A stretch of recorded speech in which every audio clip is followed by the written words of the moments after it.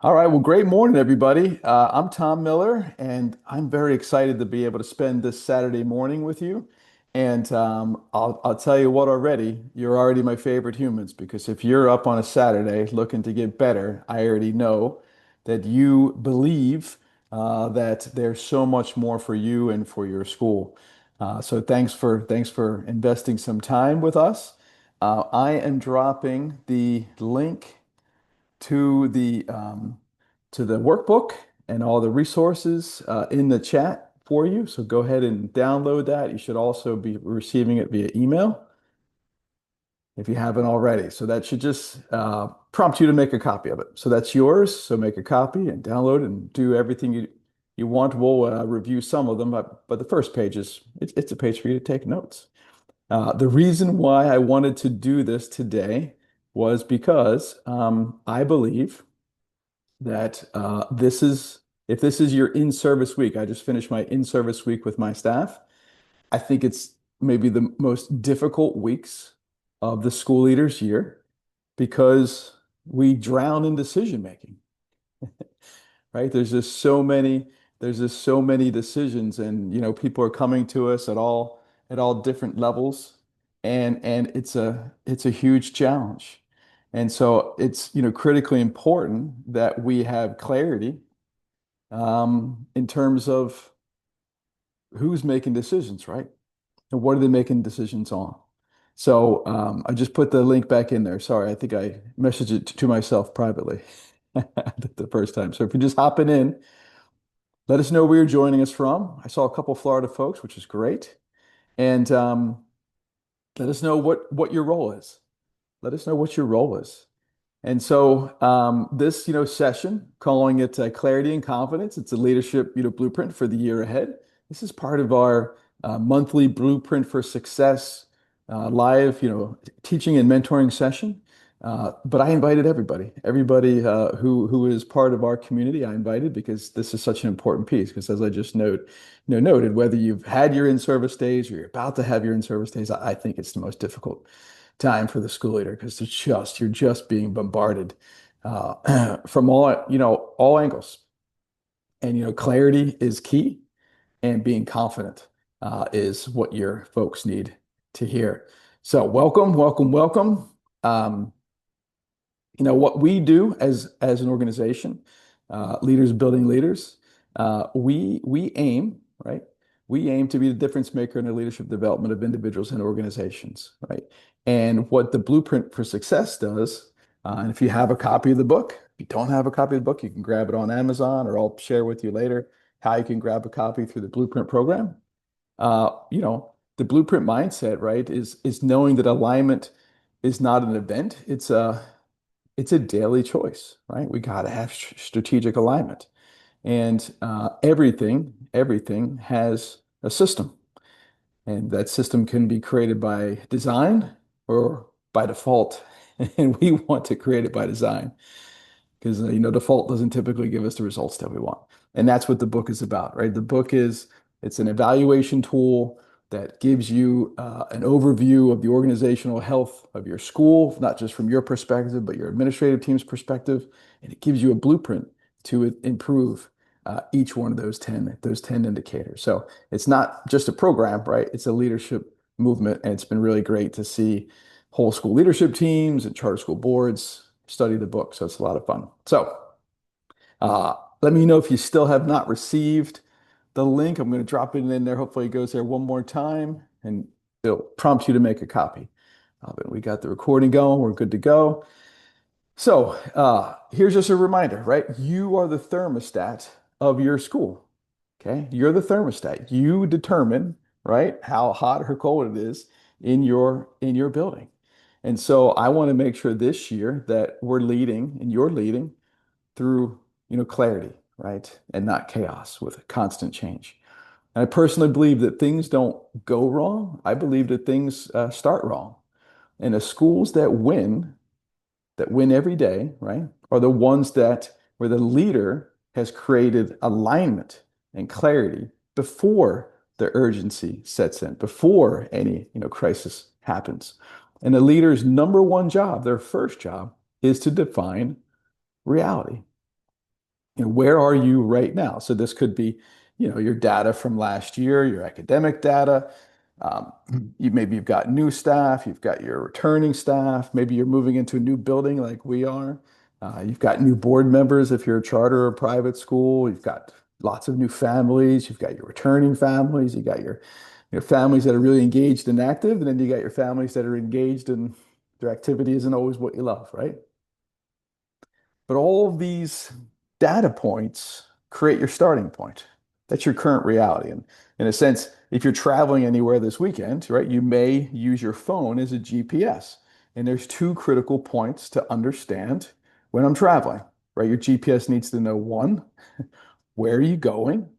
That's vision, right? That's the end result. That's the destination. And two, where am I starting? Right? What's my starting point? And you as a leader, right, are defining the current reality. You're defining that starting point. It's a critical piece. And if you have the book, or if you've taken our 10 indicators of high performance assessment, it takes less than 10 minutes.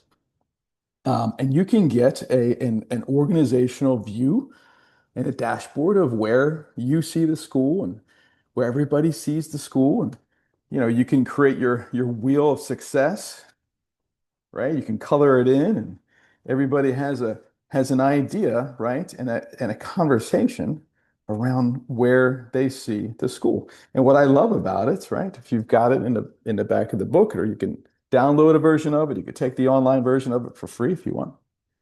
But it does two great things. Number one, it creates a common language for school improvement, right?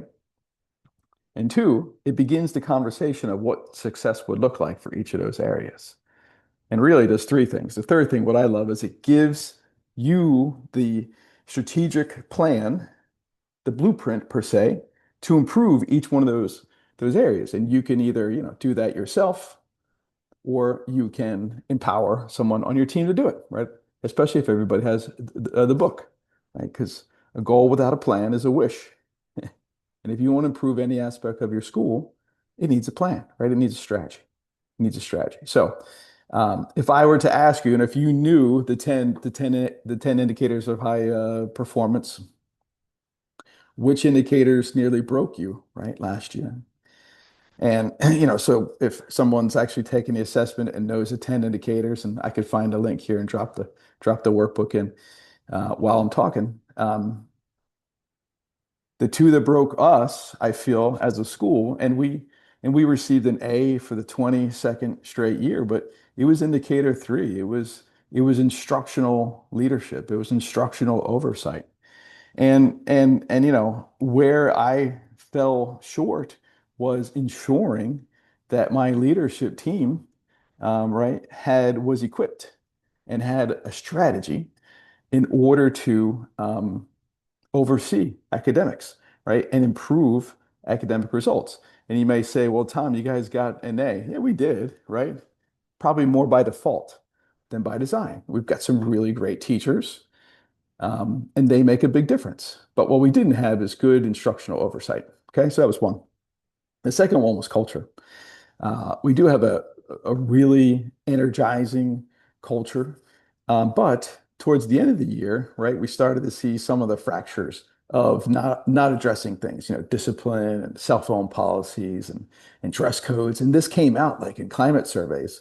And I was like, oh my gosh. So just like indicator three, where we didn't do an effective job of overseeing the academics at a high level, we didn't keep our pulse, right? That's a leader's job. Keep your pulse on the culture. And that's, having one-on-one conversations that's really verifying where the challenges might be. So I don't know if anybody on this call took an assessment, or just in general, what was one area of your school that kind of nearly broke you?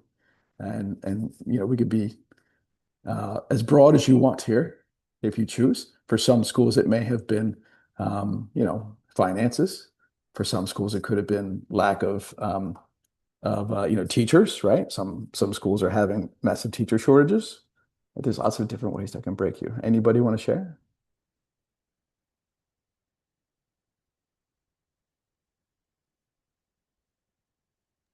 I was going to type it, but it would be too long.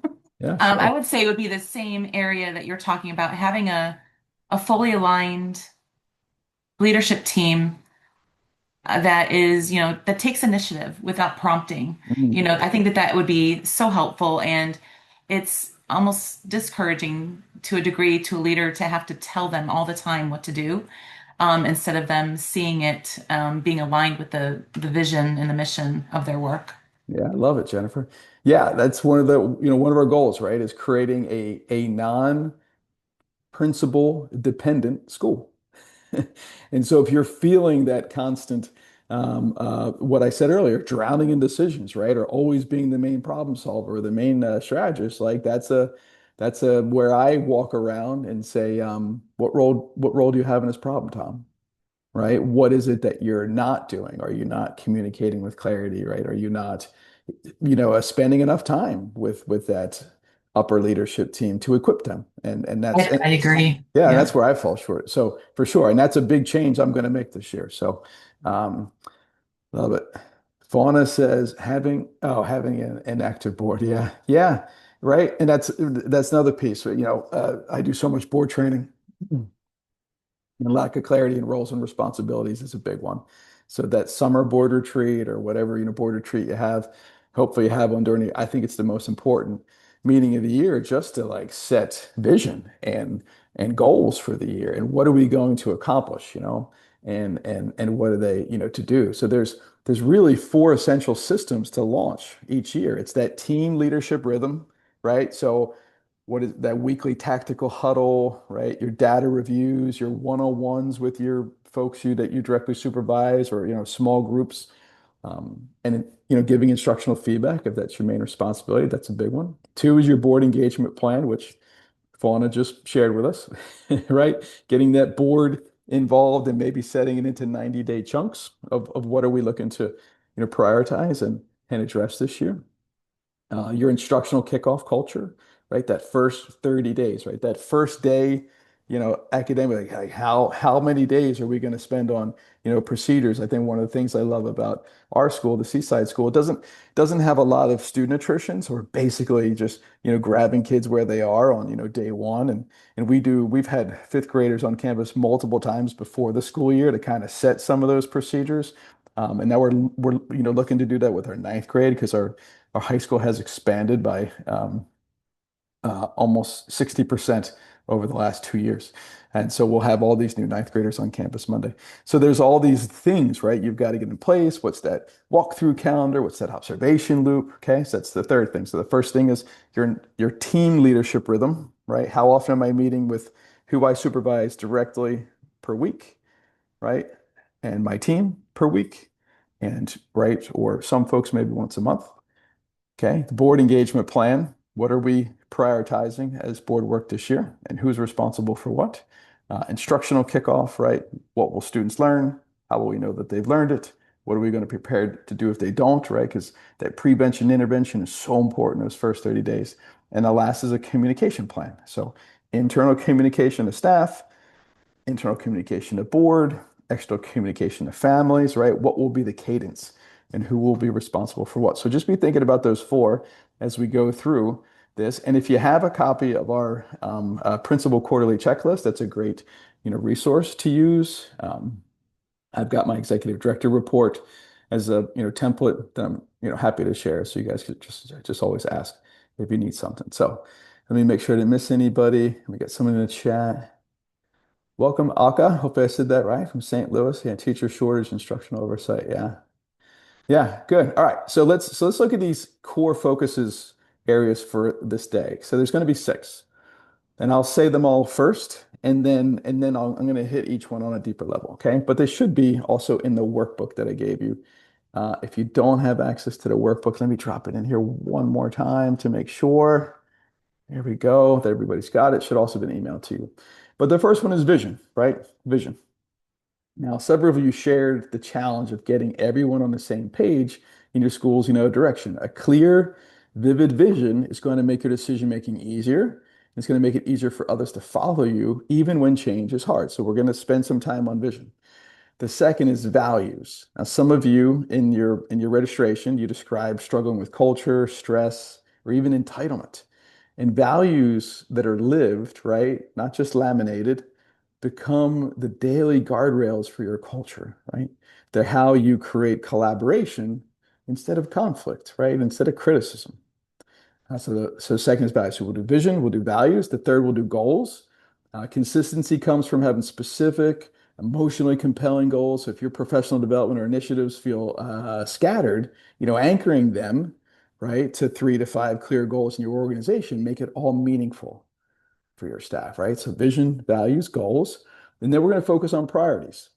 So some of you are balancing new leadership teams, district mandates, local priorities, right? So the law of priority says that not everything can be equally important, and you have to focus your time on what gives the organization the greatest return when you do it. Okay, if you're the head of school or the head of a team. Number 5 is roles and responsibilities. Without role clarity, delegation fails and leadership turnover, keeps you in reactive mode. So we've in the workbook, I gave you two great tools. One is the key results areas assessment that you give to each one of your non-instructional leaders, and you have them work through it. And I'll talk more on that. And the second is a matrix, right? A matrix to help you better understand, hey, who's responsible for what? How often am I meeting with them? All right. And what is my oversight, level? Is it really close?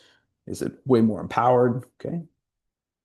So we got vision, values, goals, priorities, roles and responsibilities, and oversight and accountability is number 6. And micromanagement happens when oversight, systems don't exist or aren't, trusted, right? So I'm going to teach you a process called cascading communication and a consistent meeting rhythm. It's going to make sure that you've got that all the right people get the right information at the right time without, chasing or guessing, right? So we'll touch on every theme that you shared. I think we had about 30 people registered, and about half of them put a challenge they're facing. So I wanted to make sure that we address those, right? So vision for alignment, values for culture, goals for focus, priorities for time, roles for clarity, and oversight for trust. And again, this is a series, this is one, session in a series of 10 we have per year. And plus in our blueprint for success, there's all sorts of other resources and frameworks. So if you want to keep on going, deeper with us, and if you're not part of the program, there'll be a chance for you to sign up later. But for now, let's get rolling here with vision. Ooh, we got someone in the weight room, sorry. Okay, so let's look at vision. All right. If you're excited and ready to go, give me like a thumbs up or a yes in the chat if this is what you think you're here for. So let me make sure. I might be just talking to myself here. Wouldn't be the first time, everybody. Wouldn't be the first time, right? All right. So let's do it. Okay, vision. Okay. So vision is when you need to ensure, right, a leader's job that we have clarity in the vision forward, right? And this is how you ensure everybody's rowing in the same direction. Okay. And so in the workbook I gave you actually an excerpt from the book about what vision is, right? How to create it, and some questions for you to help create vision statements. Okay.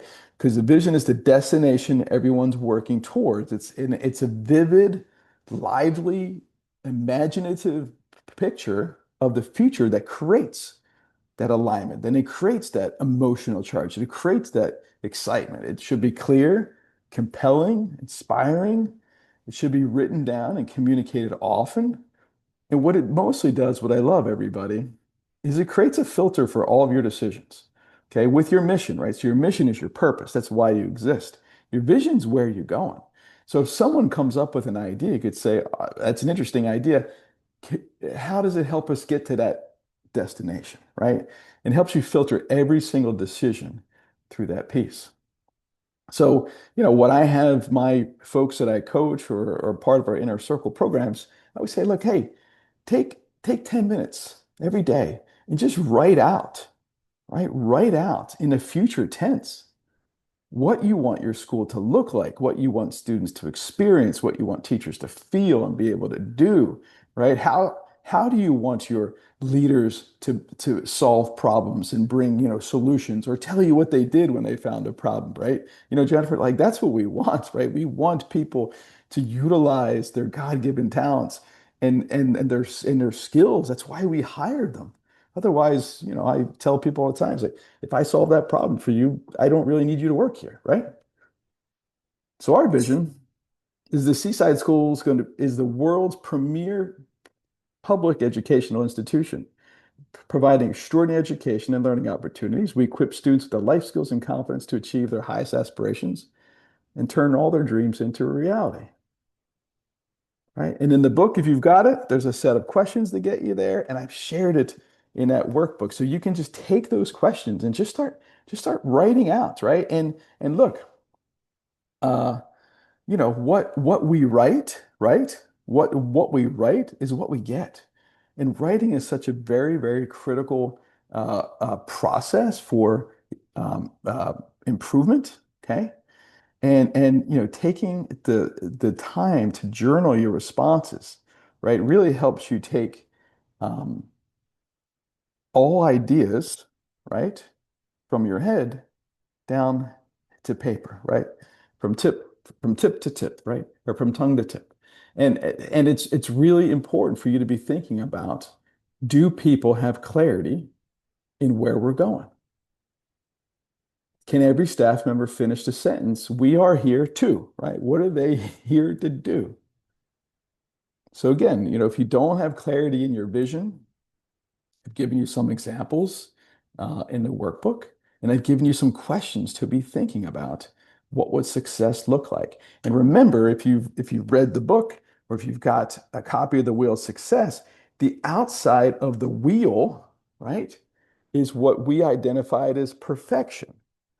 This is your vision for mission. This is your vision for education plan. This is your vision for high performing academics. This is your vision for employee development and school culture and parent engagement and fiscal vitality and operations and oversight and board, right? Board effectiveness. So write down one action step, write down one thing you can do over the next 7 days that can help you communicate more clarity in the vision forward. Go ahead. Give you 30 seconds to do that.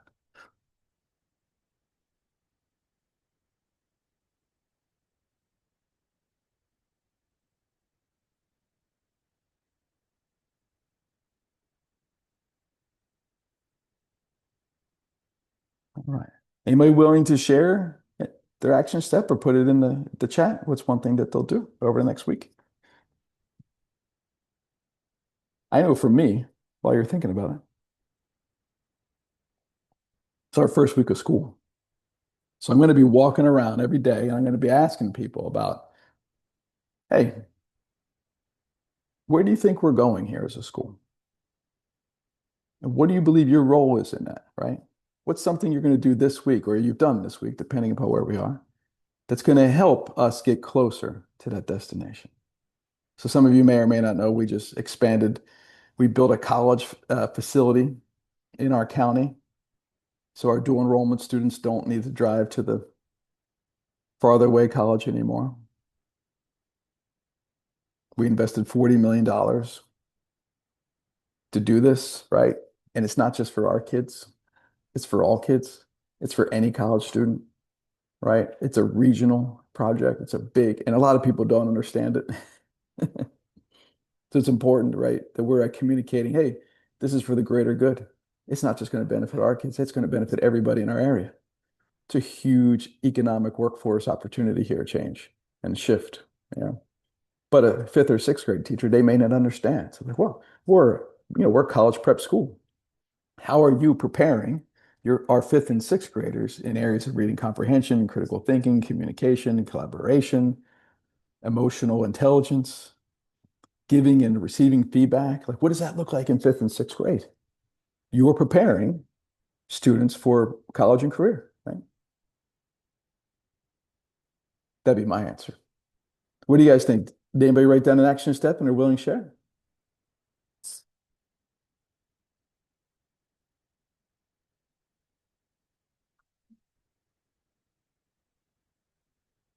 No? All right. Well, hopefully you've got it written down, right? Because it's good intentions to be here, right? But let's take intentional action. That's the only way that's going to make a difference. All right, let's look at number two, values, right? Core values. In your workbook, I gave you our core values exercise. It's yours, take it. Hopefully, your school has core values. Values are the beliefs that drive behavior. Okay. So if you want to change behavior at your school, you have to change the beliefs in the people. Because here's the truth. You reproduce who you are. You don't get what you want in life. You get who you are. You don't get what you expect. You get, or I'm sorry, you don't get your expectations, right? You get what you expect, good or bad. So if you've got core values laminated on the wall, like honesty and integrity, and character and grit, but if you don't really expect that from your people because you don't believe in them, it's not going to happen. Values must be behavior based and observable. They have to be celebrated. So in the book, if you've got a copy, this is chapter five on culture. And I wrote a 7-step process in here. Values need to be seen, defined, modeled, trained, practiced, measured, and celebrated. Okay. And it starts at the top. It starts at the top. So during our in-service, we spent, we have 7 core values. They spell out Seaside. And on day one, we went over 3 and we had some questions. They did turn and talks. We talked about examples, non-examples, action steps that we as adults are going to do. And then each day during the week, they had another one, exercise. And I tried to loop them into the professional developments we were doing. And we're going to continue that, right? Because they need to be seen, defined, modeled, trained, practiced, measured, and celebrated over and over and over again. So how are you celebrating your core values? What do they look like? What do they feel like? What are examples of it? What are non-examples of it? I mean, just, recently I was on a coaching call with a leadership team when they began to describe the behavior of a staff member as being toxic, just being mean, not following school expectations, making their teammates super uncomfortable. And when I asked, why are they still working there? They said, well, there's not too many good candidates right now, and they actually get, pretty good scores. I said, have you ever had a toothache, a bad cavity, or an infection? And one of them said, oh, yes, oh gosh, yeah. I said, yeah. So when you went to the dentist, did they say, well, you know, it chews just fine. So let's just give it another 6 months and let's see how it's doing that. Or did they say, hey, this needs to be repaired immediately if you want to eliminate this actual pain? Otherwise, that infection is probably going to spread and you may lose the tooth, right, and need a root canal. See, you may not have an apparent performance problem as you may have a values alignment problem with your people. And I believe that values are the glue that holds the whole team together and the organization together. And they act as a compass to give directions and guidance. They, provide stability for the organization. Values act as a magnet. They attract like-minded people. Values are an identity, right? It's who the team is. So when your values align with your team's values, when your values, right, everyone becomes more valuable. And I told our staff, I said, look, these are our school's core values. They may not be your personal values, but when you come into the building every day and you perform, these are the beliefs. These are the behaviors that we will follow. And I've been parts of lots of teams. There's been lots of sports teams that kind of had this happen, that they're rich with talent, but they're lacking aligned values. And this shows through toxic behavior. Okay. They might be great in front of you, but what they are in that teacher's conference room or in the parking lot or worse in the community, that's a lot more damaging. Okay. So it's important, right, that you've got clarity in your values. So the mission is why you exist, it's your purpose. The vision is where you're heading. The values are how you behave. So if you don't have adopted core values for your team or your school, then you can use the values exercise that I shared in the workbook. Okay. And just start there. Just start there. Love it. Thanks, Jennifer. So we've done vision, we've done values, okay, for alignment. Go ahead and write your action step down for values. Does anybody have adopted core values for their school? I'm sure most of you do, if not all of you. The question is, do you celebrate them? Do you define them? Do you practice them? Do you model them? Do you celebrate them?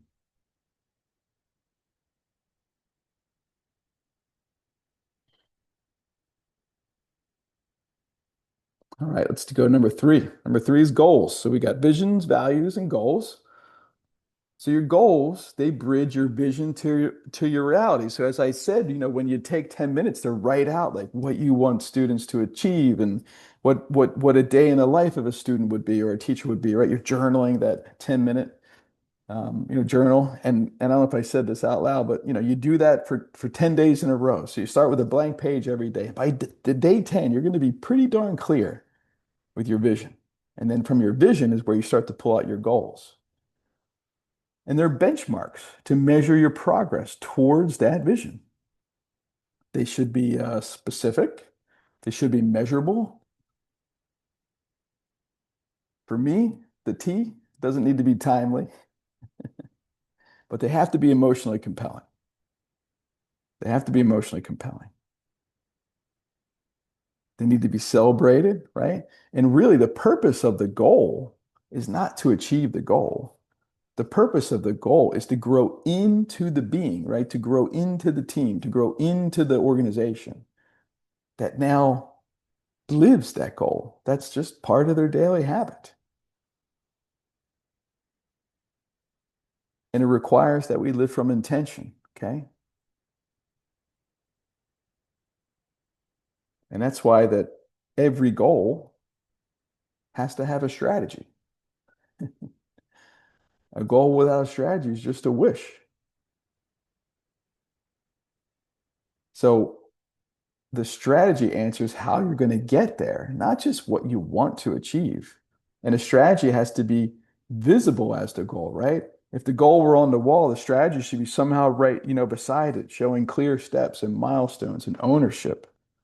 And the communication of that strategy is going to drive your execution.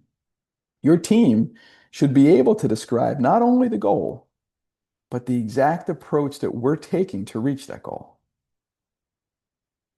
And we have to measure the strategy just as rigorous as we measure the goal, right?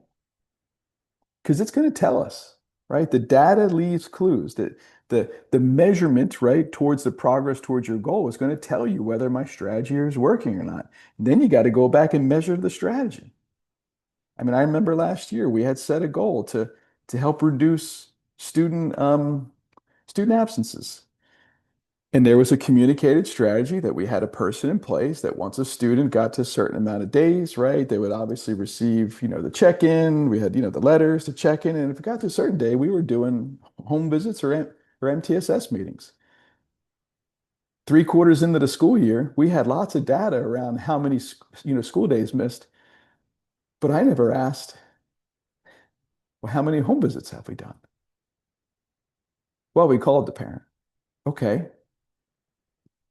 And what's been the result? Do we bring the parent in? Do we have conversations around expectations of our school? We have a written out student performance contract that specifically talks about how many days you can miss a school. We took that out this year because we weren't we weren't abiding by our own student performance contracts. So we made adjustments. Now we've got new strategies and we'll have better oversight. But I was so frustrated by the fourth quarter. But then I realized, so this is on you, Tom. It's not on the employee. They did the best that they could. They did what they knew how. They did what they were told, right? It's important piece. So every goal has to have a strategy. Everybody should know the strategy, and the strategy's got to be measured. I love your point here, Jennifer. Sorry, I missed it about the core values. Yeah, that's good. Yeah, love it. Shared in monthly staff meetings and documented on a rolling screen of workroom. Yeah, awesome. So Another strategy, a story I was thinking about. I was sitting with a leadership team. I think I talked about this in a book, and they had this, well, two of them just come to mind. But one of them in particular, I asked the leadership team, what's the curriculum of the school? And of the five people, I got four different answers. And I said, well, if you five don't have commitment and clarity on what's the curriculum, how do the 45 teachers out there know what they're supposed to do? Right? So things don't go wrong, things start wrong. Another school, they had the big strategy of they were going to move from an F to a D or an F to a C that year. And they were going to use differentiation was their strategy. I said, love it. It's really hard. Differentiation is really difficult. What professional development have you lined up for differentiation? And they hadn't at that point. They were 6 days into the school year. Okay. A goal without a plan is a wish. Okay. So that's number three. So vision, values, goals. Write down your action step for goals. What are you going to do? Do you have written down goals? Start there. Do you know the strategy under every goal? Have you communicated the strategy of every goal? Have you verified that people know the strategy? And then next is as you're walking around, are they executing the strategy, right? All right, vision, value, goals. Let's go to priorities. Okay, that's number four. If you've read one of my favorite leadership books, John Maxwell's 21 Irrefutable Laws of Leadership, right over my right shoulder here, the law of priority says that leaders, right? Leaders must do only what they can do and focus on the activities that gives them the highest return. If everything is important, then nothing's important. Okay. So the leader's job is to separate the urgent, right, from the truly important. And if you're part of our blueprint for success, or you've been part of some of our leadership programs, I teach this lesson on how to prioritize as a school leader. And I teach like three specific strategies to prioritize your time and to help your team prioritize their time as a leader. Okay, because a leader never advances to a point where they cannot be prioritizing. Now, I'm pretty sure, now I know Jennifer, I think she lives on Eastern Standard Time. I think Fauna does as well. I live on Central Time.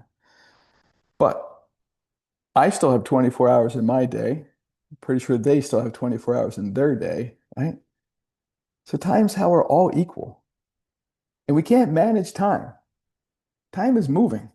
We can't stop it. We can't get more of it, but we can prioritize how we use each minute. Yeah. So we each have 24 hours in a day, 168 hours in a week, roughly 720 in a month, depending upon how many days there are that month. It's all the same. So real quick, at a high level, here's three ways to start learning how to prioritize. Number one, it's John Maxwell's three R's and his 21 Irrefutable Laws of Leadership in the Law of Priorities. The first R is requirement. What must I do that no one else can do for me? Okay. That no one else can do for me. And if you think about it, this is an activity that no one in your organization can do better than 80% of what you can. Okay. So if you're at 100%, if you're the best in your whole school at it, okay, your goal is to get somebody up to at least 80%, and then you're going to let them do it. You're going to hand that task over because your time should only be focused on the second R, and that's return. What activities each day give the organization or the team the greatest return on investment, right? What is the things that I do that only I and can do? No one else can do them for me. That's going to give a greater return. Okay, so for my school, right, that's strategy, creativity, problem solving, vision casting, bigger picture, okay, influencer. Don't ask me to like understand Florida standards academically. Don't ask me to pick curriculum. I know what good instruction looks like and feels like. That I could do pretty darn well. I can give instructional feedback, but at this point, I think there's other people better in the school than I am. Okay. So the third R, so it's a requirement, what only I can do, no one can do for me.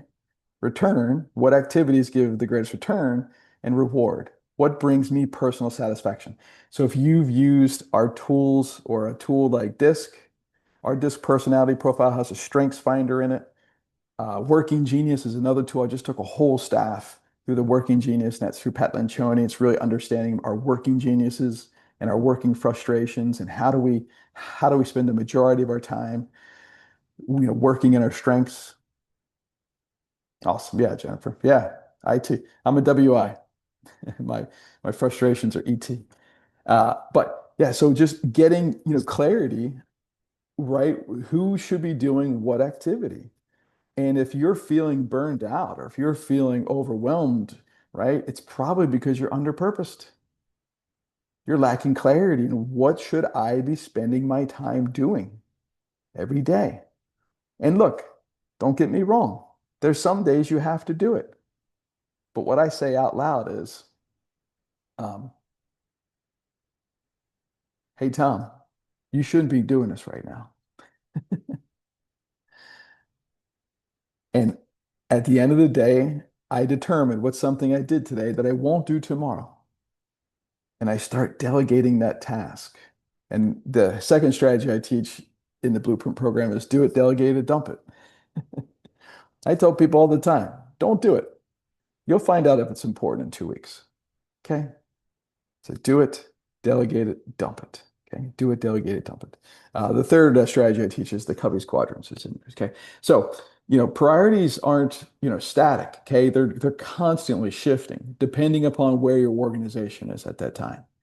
And things that are urgent are going to come up, but it's critical for you, right, to understand you can't stay in the urgent important mode. You have to build time to get in that Covey's quadrant too, right, which is important, not urgent. So you can, work and create, space for a strategy and professional development and long-term planning, right? And chunk that work out. Because if you don't chunk that important, not urgent work out, eventually it becomes urgent and important.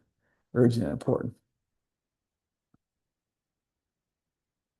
There's some great other lessons also. I just got some notes here in our Blueprint for Success. We got empowerment and delegation. The lesson's called playing chess, not checkers. We have our coaching for busy leaders program, which is a great tool to help to, Jennifer's early point, like how do I start to get the best out of people? I have to start to become a coaching leader. Okay, I have to start leading by asking questions and curiosity directing, rather than directing. So, what will you do to better establish your priorities? Okay, is it to, if you're a Blueprint, member, is it to work through the how do I prioritize lesson? If you've got Maxwell's 21 laws, or you could just probably Google it, right? Another tool that I use that I have is free. It's called the 15-minute miracle, and you basically just audit your time every day. Like what is taking the bulk of my day?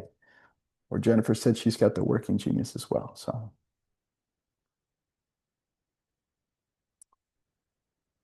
I love it. Okay, let's go to the next one. And it's our last one. Oh no, we got two more. Roles and responsibilities. Roles and responsibilities. So we've talked about vision, values, goals, priorities. Okay. Now we're going to get to roles and responsibilities. Everybody needs to know their role, ROLE, role to the goal.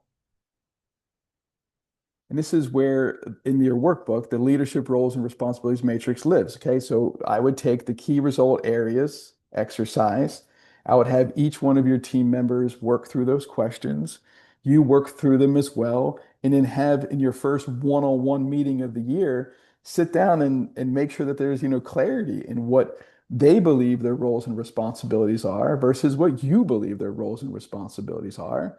And make sure that they have the question, I'm sorry, make sure they have the training to be able to execute those jobs and make sure that you've taken the time to remove any barriers that would eliminate them, right? Or hinder them from doing those jobs.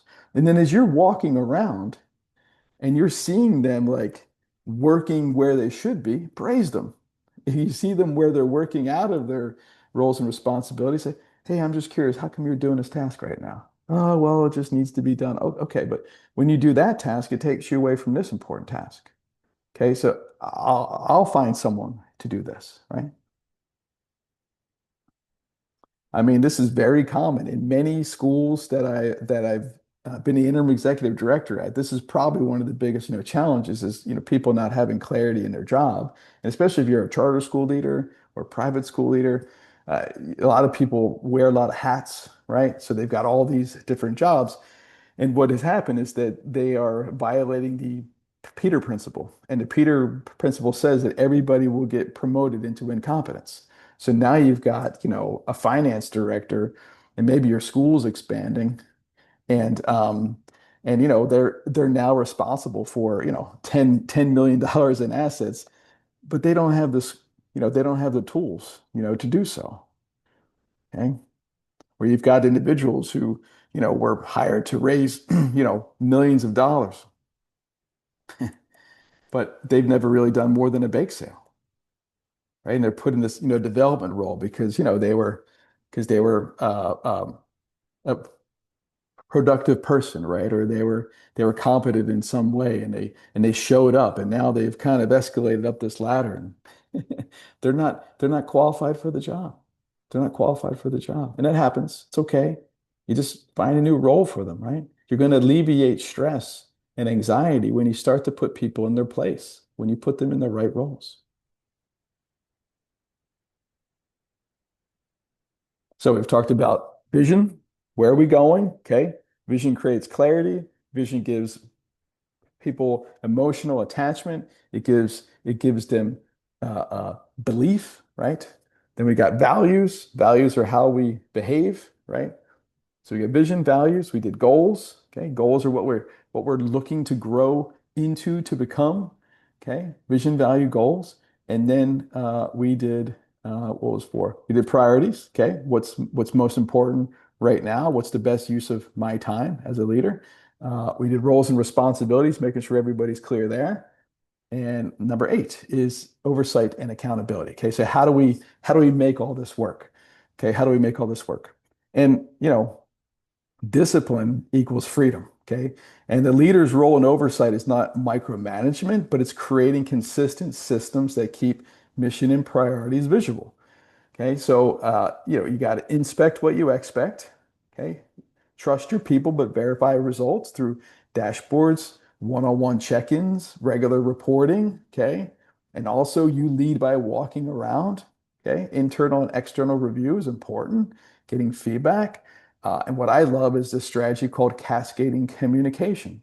And so this is after every leadership meeting, decisions and messages are immediately shared down the chain so no one is left guessing.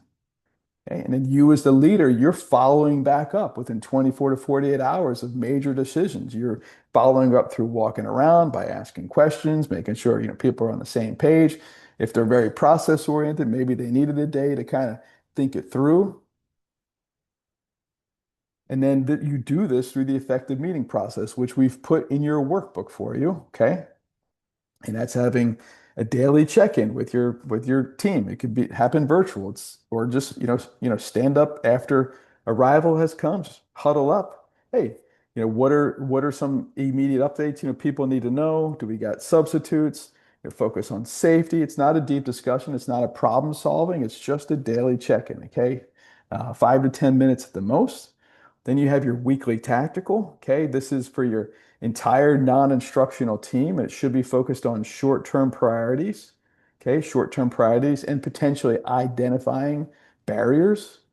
Okay, now we don't solve problems at that meeting. Okay, we don't solve problems at that meeting. We could identify problems. And if the meeting has an hour agenda and you only use 30 minutes, you could use the last 30 minutes to start solving problems. Okay, if you don't have the time, then you schedule a strategy meeting.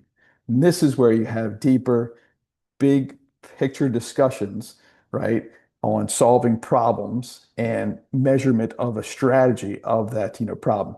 We actually build this into our calendar. And so I know it's blocked off for everybody, And if we need it, we'll use it. Okay. If we don't need it, we won't use it. So the daily check-in, 5 to 10 minutes. The weekly tactical, for me, it's every Tuesday at 1 o'clock. Okay. And it happens no matter I'm there or not. Everybody's expected to be there. Everybody knows what they're responsible for, focusing on short-term priorities. This is what I'm working on. Okay. This is maybe what I need from somebody. Here's a potential problem. I think I need a strategy meeting. Okay. And no, I'll say, great, you and two other people, you set that up or you use the strategy time. Then you have your monthly strategic. So, right, that's kind of an ad hoc meeting as needed.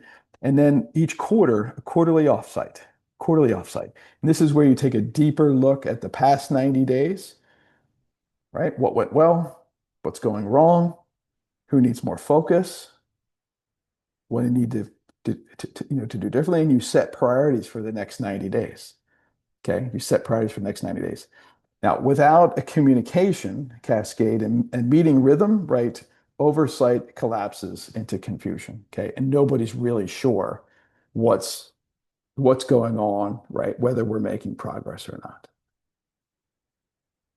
So take a look, right? How are you checking progress on your goals and strategies? And what do you need to do differently? How are we communicating important information? Who's responsible for it? Like if you're, this is what I tell my team all the time. If you've had more than two people ask you a very similar question, like you did not do a good job of cascading communication. People are confused. You can't assume that people read the email. You can't assume that people understood what you said. It's your responsibility. Okay? It's your responsibility. Now, if you got 1,000 kids and you had a couple people, okay, I think you're in good shape. If you got 1,000 kids and maybe 25 to 30 start asking the same question, okay, you have a bigger problem, right? So you want to map how information from leadership team meetings will flow to staff, board, and families, and what will be shared, by whom, and when. I'll say it again. You want to map how information from leadership team meetings and decisions will flow to staff, board, and families. What's going to be shared, who's going to share it, and by when. Critical, critical. If you've got the blueprint for success, there's that whole effective meetings process, and I talk about at a deeper level that cascading communication. Okay, and that's all in your workbook. So, action step, right? Pick one oversight system that you're going to install this month. Maybe, I mean, this is the perfect time. If your school year hasn't started, start those tactical meetings, right? Get them on the calendar right now. In fact, I've realized I don't think I've put mine on the calendar yet. So I'm going to put them on the calendar after this training. We're sure everybody knows Tuesday at 1 o'clock. We're going to meet. We're going to meet. Okay. So to recap, we've gone through vision, values, goals, priorities, key roles, and your oversight plan. So I'm going to pause there for any question, and I'm going to spend a little bit of time showing you these resources that I shared out. So any questions from the group? Anything you like? Anything you want to use? Like what's your action step? I'd like to know that this was valuable for you.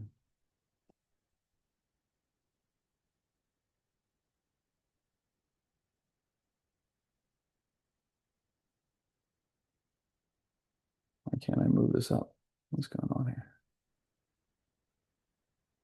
No questions? Anybody? Hmm. Oh, Linda said she likes it all. Okay, good. All right. Well, if you're not a member of Blueprint, I highly recommend it. There's a lot more. There's a lot more. Let me see. Is this what I want to share? Why is this not sharing the way I like it? There we go. Okay, good. Okay.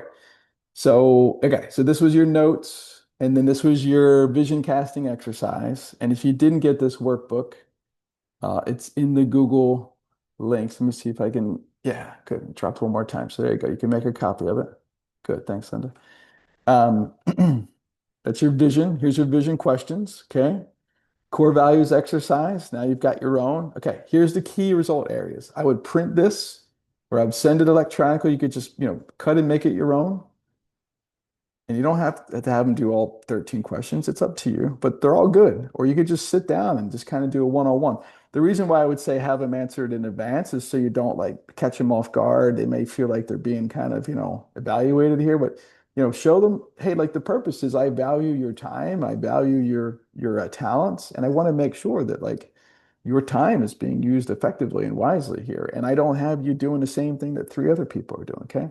So then once you've got all the KRAs split, I just kind of put an example here. This is for yourself or for your team. I did this, for my team.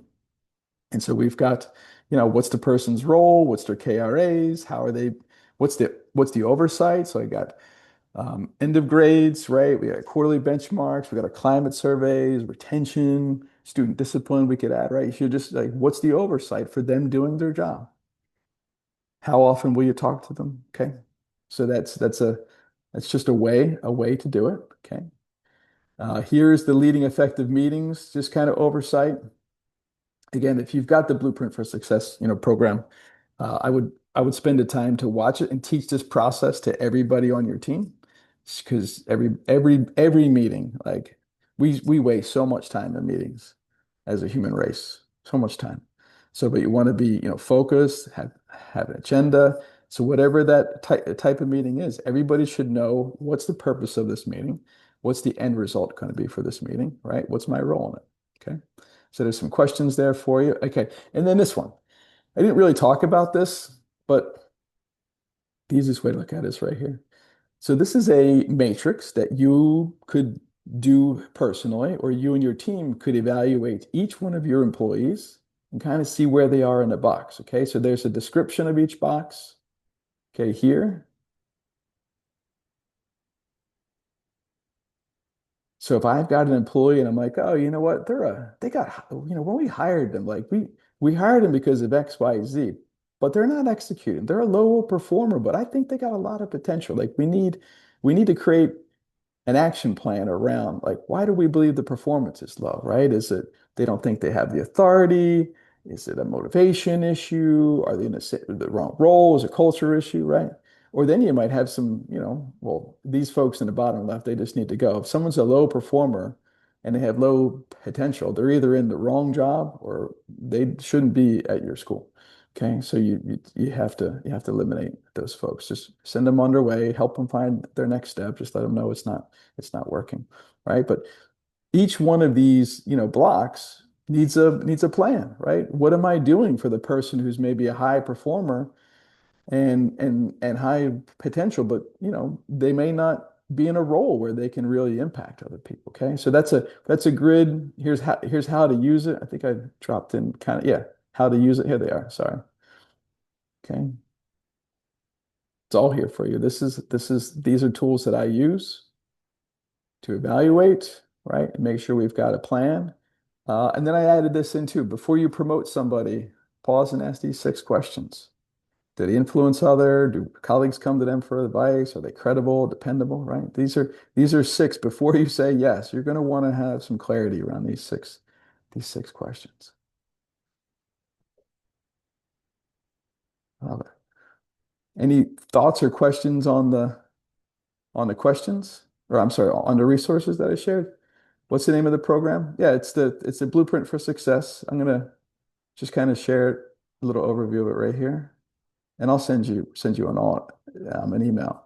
So the purpose of this, program, it was to do 3 things. It was, it was to give you methods that work. Okay, so methods to improve all aspects of your school. So that could be like I just talked about it, improving meetings, improving clarity, and people's work. Um, raising enrollment at your school, raising academic performance at your school, raising the performance of your board. Okay, that's all here. So we have these. Oh, why does it not want me to? Won't want me to move things. So I'm sorry, Jennifer. So there's online and on-demand videos. Okay, around each of the 10 indicators of success. I don't know if it's my internet or what. And then we also have mindset, and there we go. And we got, mindsets, right? So there's 3 or 4 lessons. There's an exercise for each one. There's resources around each indicator. Each of the 10, parent engagement, fiscal vitality. And whether you're a charter school, a private school, or a district school, it doesn't matter. The tools work for everybody. But then we have these master classes, right? So this is for each indicator. We've created a master class. It's a deeper webinar that you can watch with your team, right? To build a better plan and strategy around it. And then we've got mindset lessons. So these are just really helping you because, most of you have great, methods. Okay. Um, the mindset is a challenge sometimes. Okay. Because this job is really hard and the motivation, right? So our goal, right, was to give you these monthly live sessions as motivation and just kind of spark. There's some mindset, lessons that we'll do live, but there's also a few here to really just help you be in the right mindset. How to have difficult conversations is a big one. That's in here. So that's the 7 steps of leading and communicating with difficult people. How do you overcome, principal burnout? And then you also get invited. Oh, and then we've got our $1 million fundraising blueprint. That's right. We just added this. So this was a great 2-day event that we did over the summertime by uh, two great leaders, Ben Starling and Paul Martinelli helped. And so we gave you a blueprint to raise $1 million this year at your school. And you've got all of our principal quarterly checklists and a members only podcast. It also comes with a copy of my book, a signed copy. And then you have the electronic version too. You could download it and you could upload it into your AI if you're using AI, or if you're in our AI program, you could use our AI to do it. And it's really, helping you build, strategic plans and help make better decisions through my work, right? And the work of other great thought leaders. So it's currently just $97 for the year. It's a year subscription. I'll drop the link here in the chat, and you could grab it now, and your book will be on its way in the next 48 hours, and you'll have immediate access to the online program. And we've also added in there when you do it, you get our communication program, our time management course, which which is a big lie because it's not time management. It's, as I said, it's learning how to prioritize. How to build a cohesive team is in there. Our board leadership program is in there as well. So you get access to all those extra bonuses and resources. And then you would get a strategy session with me. So I'm doing one-on-one time with anybody who's participating in the Blueprint for Success. So you've got that through the end of the month. So through August, it's going to be $97 for that opportunity. So it's all yours. I hope you take advantage. It's a really value packed up program. And if you got value out of this 64 minutes that you've spent with me, I can guarantee you're going to get 100 times that if you stay in it for the whole year. And you'll be leading a non-principal dependent school, living a high empowered life, right? And your school is going to be performing at a huge level, okay? And solving all those problems that you guys talked about. So would love to see you in it. All right. I said I would stay on until all the questions are answered. So who has any question about anything, not about what we talked about, today, but I'm here to do any Q&A that anybody's interested in. If you have to go, enjoy the rest of your Saturday. I really value you and I appreciate the work that you're doing. And I hope you take that next step and join us in Blueprint if you're not already a member. Or if you want to learn about other programs, you can email me. We coach, we train, we do board training, we do whole staff training, we do virtual, we do in person. So we personalize based upon what your needs are. Ultimately, lifting you up, right? Helping you feel confident and um, secure with all of your decisions, and that you're making a huge impact. Because you wouldn't take on this job if you didn't want to. This job's way too hard. So love it. All right. Yeah. See you in Orlando. Yes, I'll be there as the keynote at the conference. That's good. All right, Linda. All right. Okay. I will hang on if there's any questions. I'll give a 60-second opportunity here. You can just unmute yourself.